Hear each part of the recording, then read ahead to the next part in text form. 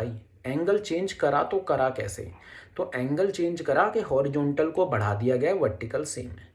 अब नेक्स्ट बहुत important question है, डिफिकल्ट सा, इसको भी देखते हैं। देखो इस क्वेश्चन में क्या बोल रहे हैं, 3 मास है, फ्रिक्शनलेस सरफेस है और बैलेंस हो रखे हैं। बताओ फोर्स कितना लगाया जाएगा कि ये बैलेंस हो जाए?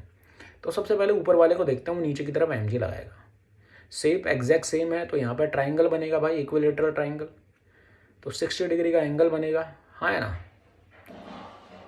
तो देखो ध्यान से, इसमें अपन को समझना पड़ेगा कि इसके सेंटर से मतलब दोनों के सेंटर से उसके सेंटर पे फोर्स लगेगा ऊपर की तरफ। उसको अपन एक बार के लिए आर मान लेते हैं, आर फोर्स लगा रहा हूँ मैं। आपको पता है इक्विलेटरल ट्राइंगल है तो जो एंगल होता है नेट एंगल 60 डिग्री होता है, तो उसका हाफ एंगल अपन क्या लिख सकते हैं, 30 डिग्री। ये हाफ एंगल 30 डिग्री और ये हाफ एंगल भी क्या हो जाएगा, 30 डिग्री, क्योंकि ये नेट एंगल क्या होता है, 60 डिग्री होता है। सही बात है। तो ये जो आर लगा रही हैं, ये दोनों बॉल हैं जो आर फोर्स लगा रही हैं, इनके अपन कंपोनेंट ले लेते हैं। तो ये कंपोनेंट आ जाएगा आर साइन थीटा, और ऊपर जो कंपोनेंट आएगा वर्टिकल, आपको अब तक रिजोल्व करना तो आ ही जाना चाहिए। वर्टिकल कंपोनेंट है ये दोनों component, R sine theta R sine theta. Vertical दोनों कंपोनेंट क्या आ जाएंगे मिला के, 2r cos थीटा, दोनों का r cos थीटा आएगा, तो 2r cos 30, ये वर्टिकल आ गया। और हॉरिजॉन्टल कैंसिल आउट कर देंगे एक दूसरे को। वर्टिकल टोटल कितना आ गया अपने पास, ठीक है, 2r cos थीटा, ठीक है। तो 2r cos 30 बराबर है mg के बराबर हो गया भाई, ठीक है। तो वैल्यू रख दो भाई, 2 से 2 काट दो, तो r की वैल्यू क्या आ गई, r की वैल्यू आ गई आई mg/√3। मतलब r जो हम लगा रहे हैं वो mg/√3 है, हाँ या ना। सही बात है नहीं है, ठीक है।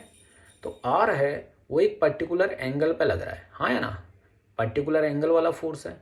तो r के भी अगर कंपोनेंट लिए जाएं, किसके कंपोनेंट लिया जाए, r के, तो हम f को निकाल सकते हैं। r अपन एक इंक्लाइन पे लगा रहे हैं, ठीक है। और आपको पता है इक्विलेटरल ट्रायंगल की वजह से एंगल क्या आएगा, 60 डिग्री, हाँ है ना। तो r हमने 60 डिग्री पे लगाया, तो r की वजह से जो नीचे फोर्स आएगा वर्टिकल, वो तो क्या आ जाएगा भाई, वर्टिकल तो आ जाएगा r साइन 60 डिग्री, और जो हॉरिजॉन्टल है वो कितना आ जाएगा, r cos 60 डिग्री। पहले नीचे वाला कंपोनेंट लिख देते हैं, ये आ गया अपना r साइन 60, ठीक है, बिल्कुल सही है, साइन थीटा, और ये आ गया अपना r cos थीटा, ठीक है। तो f जो हम लगाएंगे वो इस r के हॉरिजॉन्टल कंपोनेंट के बराबर, मतलब उस जगह पे उतना r फोर्स लगाने के लिए आपको हॉरिजॉन्टल कितना लगाना पड़ेगा भाई, r cos थीटा बराबर किसके बराबर है, आपको पता ही है, r cos 60 डिग्री, है ना, ये f के बराबर है। r की वैल्यू आपको पता ही है, r cos 60 डिग्री है, जो कि अपन f फॉर्ट लगा रहे हैं हॉरिजॉन्टल, उनको उस जगह पे होल्ड करने के लिए, ताकि इक्विलिब्रियम में रहे सिस्टम, ठीक है। और r की वैल्यू पुट कर दो, cos 60 1/2, यानी आपको हॉरिजॉन्टल फोर्स जो है वो कितना लगाना पड़ेगा, mg/√3/2, ठीक है, हाँ है ना। इतना फोर्स हॉरिजॉन्टल में लगाओ और आपका सिस्टम क्या रहेगा, दोनों साइड से बैलेंस रहेगा, नीचे नहीं गिरेगा, ठीक है, अगर कोई भी फ्रिक्शन